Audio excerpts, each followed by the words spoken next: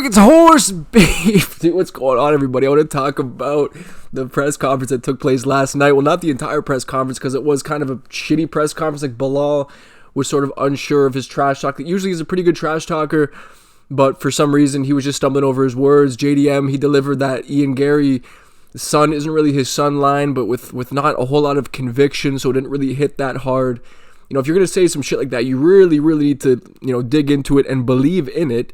But it seemed like he was kind of half in, half out with it. Like, he wanted to say it, but he's like, at the same time, I'm not that much of a douche, but you got to go full douchebag in those moments to JDM, just for future reference. But, hey, man, Dana White, he finally announced what I believe all of us already believed to begin with, or most of us believed to begin with, is that if Belal Muhammad is to beat Jack Della Maddalena, then Islam will then fight Ilia Topuria, and if JDM beats Belal Muhammad, then in that case, Islam Makhachev will move up to fight JDM. Ilia Topuria did an interview a few minutes ago where he said the winner of this fight is going to determine whether he fights Islam Makhachev or Charles Oliveira on International Fight Week. Can you confirm that that's the stakes attached to this main event too? Yeah, there's a lot of moving parts right now, and yeah, that's pretty accurate. Because Islam refuses to fight Belal because they're apparently friends, but this is kind of a funny situation, right? Because in this case, right, Islam, he doesn't really want to fight Ilia Topuria, clearly, because he doesn't believe it's good for his legacy, and if he believed that it was good for his legacy, or if he wanted to fight Ilia Topuria for one reason or another, whether you think he's scared or not, I don't really give a shit.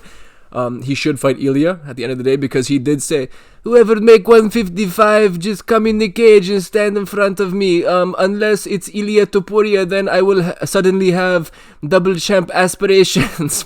but like, for real though, I know that I've brought this point up so many times, and I've clowned Islam for this so many times, but it really does beg the question of why would you give that speech, right? That speech implies that you are going to stay at 155 and defend. But suddenly, Ilia Topuria announces that he's vacating the 145-pound belt to move up into your weight class. And now, oh brother, I need to wait and see what happened at the UFC 315 first, brother, because I might want to go up and wait and fight JD. So you're pretty much just rooting for Belal to lose the belt, right? Otherwise, you would just fight Ilia at International Fight Week, because that's quite literally the biggest fight to put on the UFC right now.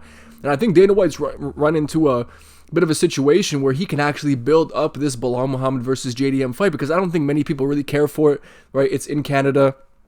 People seem to not care about Canadian fight cards at all, neither does the UFC, considering that they give us dog shit fight cards every single time a fight is in this pathetic country, right? So that's no secret whatsoever. But Dana White, I feel like, has run into a bit of like a promotional gold mine here, at least as far as the Belal Muhammad fight goes, because like, I'm not a Belal Muhammad hater. I like him. I respect the road he took to get to the belt. It was the long, hard road, just like Merab took, and I can only respect that type of shit, regardless of your style or anything. No, Belal is a grinder, and he grinded his way to the top, man. But nobody really cares to see a Belal Muhammad fight except for hardcore fans and or Belal Muhammad fans. But like, the casual fan base don't really give a shit about a Belal Muhammad fight.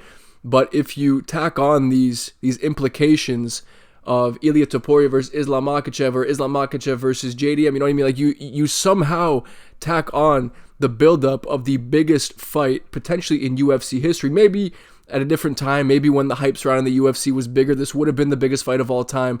But I think because of how the UFC has regressed recently, I think even if Ilia Topuria versus Islam Makhachev is made, I don't believe that it will have the same type of traction as a Conor McGregor versus Khabib, because at the end of the day, like I said, the UFC has faltered as of late.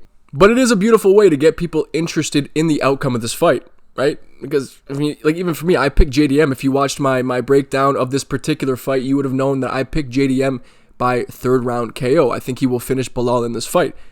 Having said that, now that Dana White has confirmed the implications of this matchup and the implications of the result of this matchup, I suddenly am kind of rooting for Belal to win, because I just want to see Islam fight Ilia. Now, I know Islam did tweet out this, saying that he won't vacate, but then again, Dana White did confirm that that is the case, right? That Islam's next fight and Ilia Topuria's next fight is determined by the winner of this fight. So what, if JDM was to win, Islam won't do what Ilia did and just vacate in order to not hold up his prior division? Like, Is that acceptable for Islam to do, right? Hold up 2 divisions rather than just holding up 1?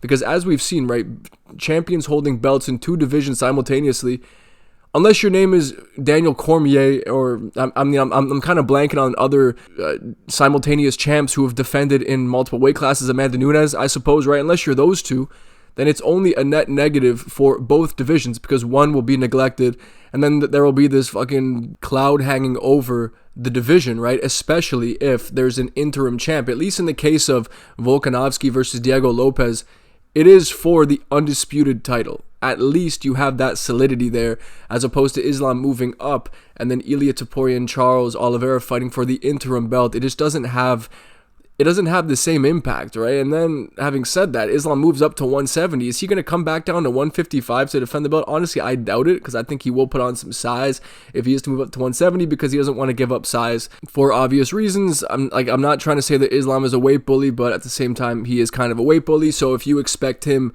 to go up to 170 and fight closer to his natural weight, that is simply just not going to happen. He will bulk up for that move. So then, for us to see Ilia Topuria versus Islam in the event that Islam moves up, we kind of have to wait until Ilia Topuria goes for like triple champ status, goes up to 170, and then we get that build up, which would be incredible.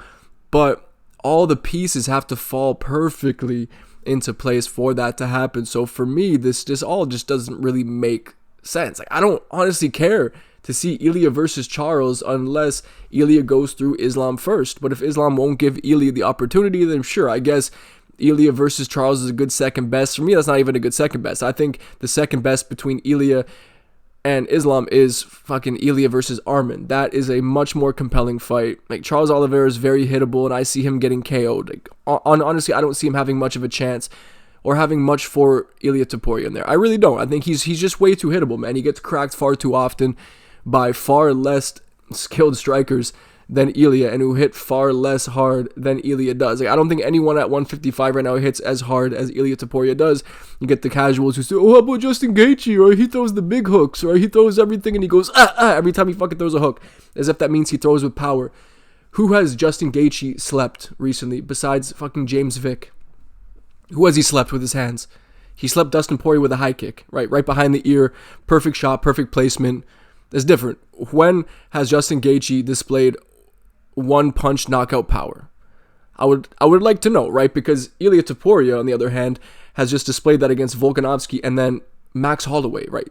One of, if not the greatest chin of all time, if you're not talking about Marvin Vettori. And he has the technique to go along with it, and that's why Ilia finds his shot. It's not because he's throwing big hooks, man. No. The shot that he originally stunned Max Holloway with, he timed Max Holloway as he was switching stances, as he was squared up, and cracked him with that right hand. One of the most picture-perfect right hands you'll ever see anyone throw, right? Right then and there. Ilia Topuria has simply elite boxing, and that's why I think Islam doesn't want to fight him, man. I think that's why, dude. Islam saw the danger.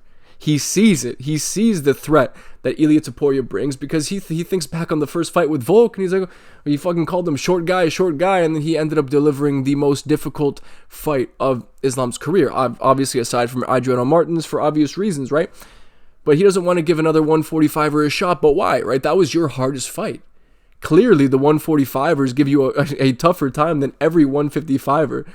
So why are you so opposed to the matchup, man? I just don't really get it, man. Public perception is the only reason, and I think that is some of the lamest shit coming from somebody like Islam Makhachev, who, I'm going to reiterate once again, who just said in his previous fight, whoever can make 155, just step in the cage and stand in front of me. And I feel like I've said it so many times that I actually have memorized it word for word at this point. And I'm honestly just sick of talking about it, man, because Dana White and the UFC, and there's been a whole lot of videos made recently by other YouTubers or MMA YouTubers talking about how Dana White is ruining the sport, and I'm going to have to, sorry, not the sport, but the organization, right? It's doing the organization no favors, and people are calling for him to lose his job and find a new promoter. I don't know if we need a new promoter, because I'm not too sure if the MMA fan base or the UFC fan base would take so kindly to a new promoter, because we're so used to Dana White's face, right? We're so used to it. There would be a little adjustment period, but something does need to be done, though, right? About the promotion at the very, very least, because these fights are not being promoted. You have the most promotable fight right now available. two of them at least, right? Aspinall Jones, which won't happen. I have zero faith that will ever happen. But Ilya versus Islam is one that we could actually be getting. We could actually be getting this, but there's no solidity. And I just think the fact that there's still no solidity, right? And the outcome of this fight determines who Islam fights next, I think is so fucking stupid, because you have the guy right then and there ready for International Fight Week. You could be the main event at International Fight Week against Ilia Topuria in the biggest fight of the year, right? But you'd rather wait. You'd rather wait, right? You'd rather wait and see how it goes. Pray on your quote unquote friend's downfall, I guess, so that you can move up and take what he has. I just don't really like that personally. I think that's lame as shit, and it's honestly not even that similar to Merab versus Sterling, because Merab and Sterling are like genuine best friends, and we're with each other from the bottom, like all the way to the top, and we're genuine friends. And Merab was even talking about moving down to 125, but then everything fell into place for Merab to move up. Sterling lost the fight. He said, "Okay, my time here is done. It's now Merab's turn." Moved up to 145. And things fell into place. But Belal's saying, dude, like Belal is essentially calling out Islam, get that fight booked, because I'm not leaving Canada without the belt. So what's going to happen, man? What's going to happen? Like, if I was Belal, I would just straight up call out Islam. I would call it Islam, but I'm not too sure what their relationship is like. It might be more of a Khabib thing. Maybe Khabib has the final say, because Khabib did corner Belal in one of his fights, I believe. It could have been the Sean Brady fight. Was it the Sean Brady fight where he cornered him? Maybe it was. But I don't know. I don't know the reasons either way. To me, it seems very much one-sided, because Islam is looking to move up very, very clearly. And the only way that he gets that is with his quote-unquote friend losing.